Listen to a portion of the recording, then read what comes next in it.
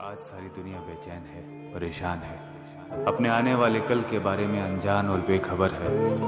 पर दोस्तों, हमें किसी भी हाल में हार नहीं माननी है, हौसला बनाए रखना है। इस लड़ाई में जीत हमारी होकर रहेगी। चाहे कुछ भी हो जाए, साथ मिलकर हम एक नई दुनिया जरूर बनाएंगे।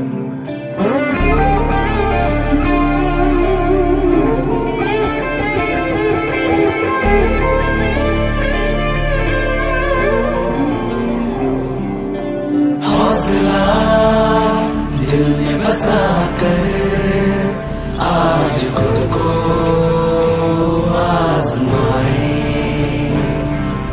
काबिल नहीं मान ले क्यों, एक नई दुनिया हम बनाए। हौसला दिल में बसा कर आज खुद को